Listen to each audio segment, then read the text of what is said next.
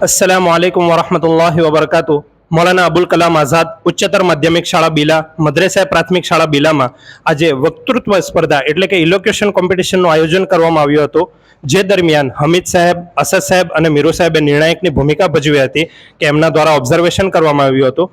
કોમ્પિટિશનને પૂર્ણ થવાના આરે છે અથવા પૂર્ણ થઈ ગઈ છે, તો ત્યારબાદ આપણે નિર્ણાયક શ્રીઓથી આપણે થોડા સવાલ જવાબ કરીએ તો જેથી આપણે કોમ્પિટિશનનો સાર માલુમ કરી શકીએ. તો સૌપ્રથમ મારી સમક્ષ હાજર છે હમીદ સાહેબ. હમીદ સાહેબનો સૌપ્રથમ સવાલ પૂછીશ કે આ કોમ્પિટિશન વિશે તમે થોડું ટૂંકમાં વર્ણન કરો જેથી અમારા દર્શકો જોઈ શકે કે આ કોમ્પિટિશન શેના વિશે હતી.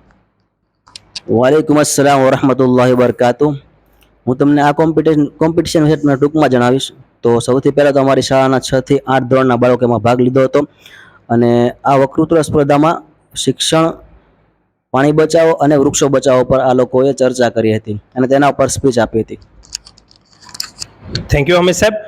હવે મારો બીજો સવાલ તમારાથી એ છે કે કોમ્પિટિશનનું આયોજન તમે કઈ રીતે કર્યું, શું વિચારીને આયોજન કર્યું હતું, આ તમને તમારા દિમાગના અંદર ખ્યાલ કઈ રીતે આવ્યો, આ વિશે તમે થોડું વર્ણન કરો.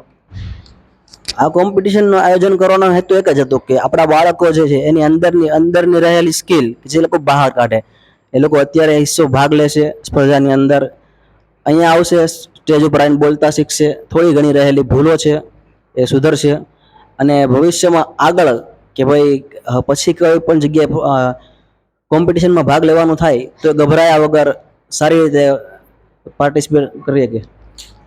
Thank you so much Hamid સાહેબ. હવે આપણે નેક્સ્ટ કન્ટેસ્ટન્ટથી મળશું. Thank you.